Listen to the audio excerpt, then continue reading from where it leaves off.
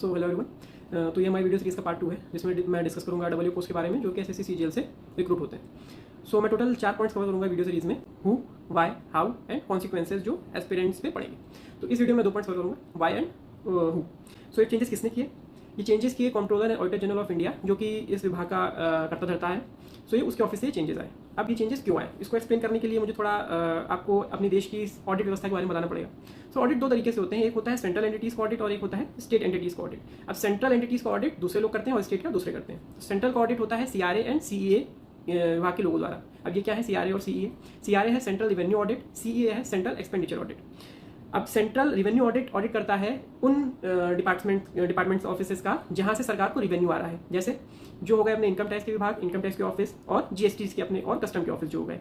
तो सीआरए इन ऑफिसेस का ऑडिट करता है। सीए होता है सेंट्रल एक्सपेंडिचर ऑडिट, ये उन ऑफिसेस को ऑडिट करता है जहां से सेंट्रल की सरकार का खर्चा हो रहा है, मतलब सेंट्रल पैसों का खर्चा हो रहा है। जैसे ऑटोनॉमस सेंट्रल बॉडीज हो गई, अलग अलग मिनिस्ट्रीज हो गई सेंट्रल की, बहुत सारे काम चलते हैं, वाटर स्टेट बोर्ड और ये सब जो सेंट्रल के अंडर आती हैं, ये उनको ऑडिट करते हैं। ठीक है, इसके बाद हो गया स्टेट का ऑडिट। स्टेट का ऑडिट होता है स्टेट सिविल ऑडिट ऑफिस द्वारा, जो कि मेनली हम एजी ऑफिस और पीएजी ऑफिस यही होते हैं। ये के पीडब्ल्यूडी आरईएस ये सब विभाग जो होते हैं ये सब उनको ऑडिट करती हैं। तो अभी तक जो एसएससी की डब्ल्यू की पोस्ट आती थी, वो जो पोस्ट आती थी वो मेनली इसी के लिए आती थी, जो अपने स्टेट के एजी ऑफिसर्स पीएजी ऑफिसर्स होते हैं वो इसी के लिए आती थी।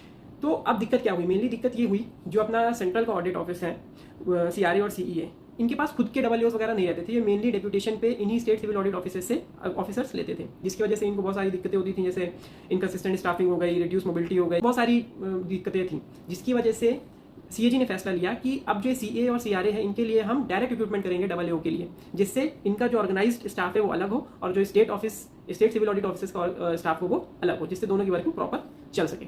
ये था वाई कि क्यों रिस्ट्रक्चरिंग हुई डब्ल्यूओ कैडर की।